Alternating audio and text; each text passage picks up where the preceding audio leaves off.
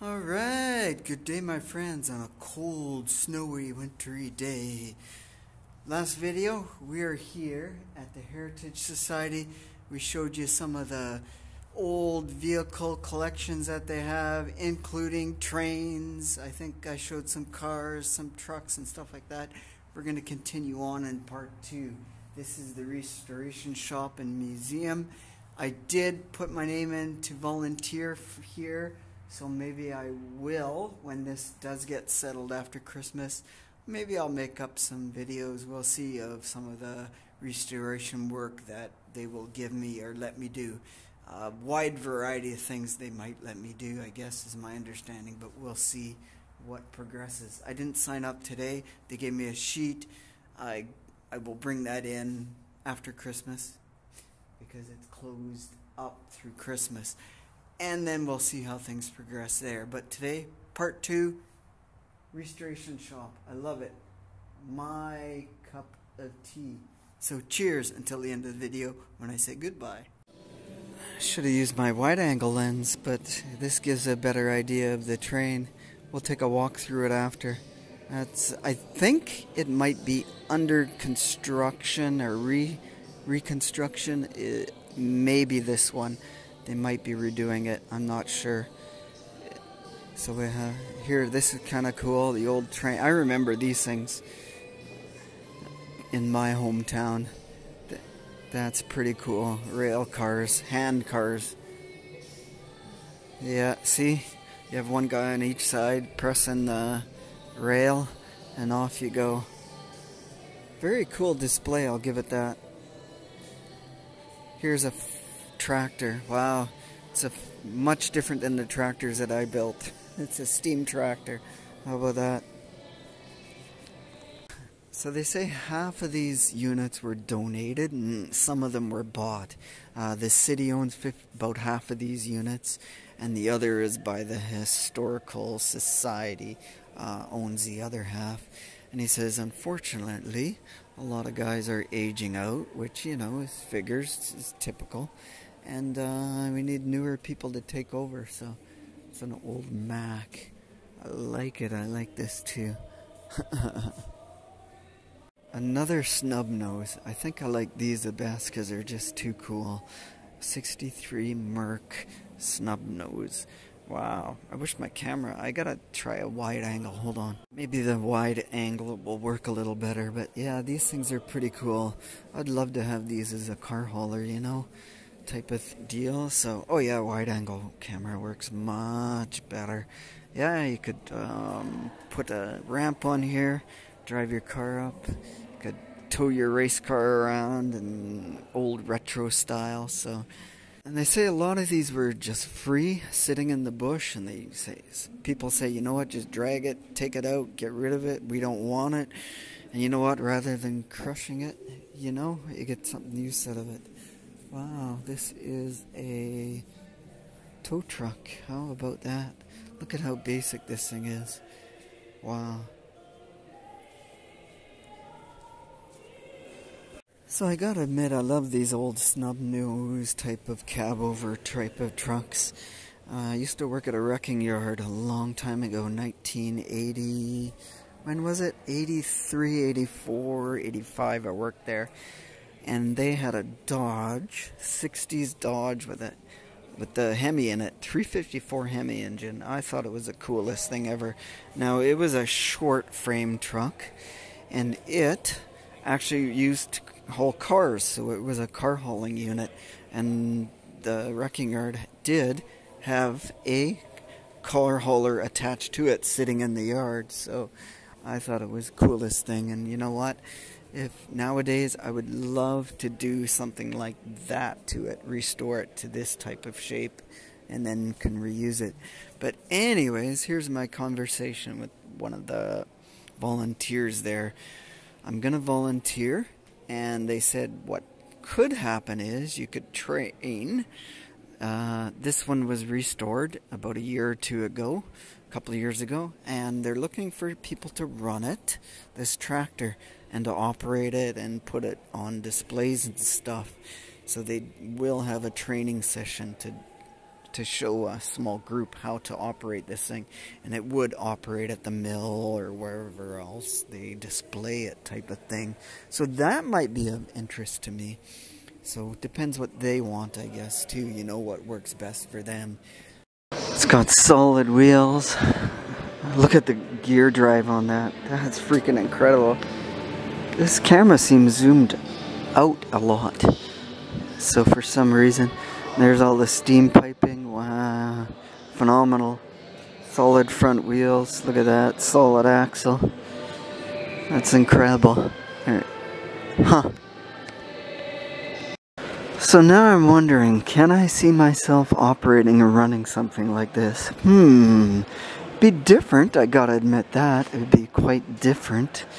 I don't know if it's my cup of tea. I think maybe the railroad might be more interesting to me at this point. But hey, this would be an option. And it gets my foot in the door on how steam works and stuff. I'd have to study all that stuff up too, so, and figure out how steam and pressure and boiling work. But that might be a good thing, right? Never know where this will lead. Let's go check out the train section. Hold on. 1926. Yeah, it gets no basicer than this. Look at this. The old wooden bodied. That's even better. Wow, that's funky. Watch out for termites. Almost looks like the Ford Model A, Model T, or whatever they call them. So, heavy springs, heavy axle, fire extinguisher. Check it out. Check it out. Check it out. Now, this on the other side here, this was hand built by a guy here. Some guy built this, and he says they do run and work and operate. Wow, that's pretty cool. Huh. Is it yeah, it's all metal. It's a light metal material. Wonder what, probably a small gas engine, I'm sure. That's pretty cool. Where do they, oh, you guess you sit on the top there. There's the steering wheel, see? Huh. It's an old, it's like a mini logging truck. What have we got? Elvis playing on the radio? Yeah, this is pretty cool. An old sample of a modeling of a logging train, so that's kind of cool. Now, the word on this thing is they're restoring it, half of it, and they want half of it to be what it looks like before it's restored, and then what happened, or what it looks like after it's restored. So this thing is more for display, actually. Now, this is the restored, or in process of being restored section is. So the frame, yeah, see they got all the framing apart and redoing the wood. They said they had a few carpenters in here redoing some of the wood. The woodwork is just phenomenal. Check this out. Check it out. This was owned by, what's his name, from Victoria, the richest man in Canada, and which arguably could be the richest man in the world. Dunsmuir, that's it. Dunsmuir owned logging and coal mines, and he owned everything here. And apparently he was a real prick to work for. So look at this, washroom, sink, wow.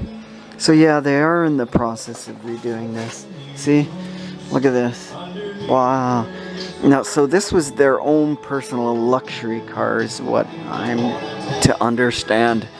And owning the railroad, you know, they could spend as much as he wants. So Dunsmuir also owned a couple of castles here. They have a castle in Victoria, and where else? 2 castles in Victoria, one downtown Victoria, one more by Langford, which is now the university. It's a huge building, unbelievable area and space, and just that rich. And he was, I remember, he would pretty much put people in a coal mine and work them to death. And I think there was a lot of deaths, a lot of people died, and he didn't care type of thing. I forget all the story. Look at the little windows on the top, latches. That's pretty cool.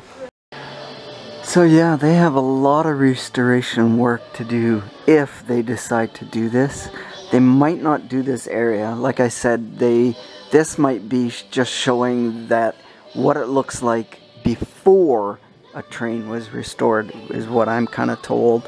Or maybe they're going to do this half restored and leave this half unrestored type of thing. I'm thinking possible.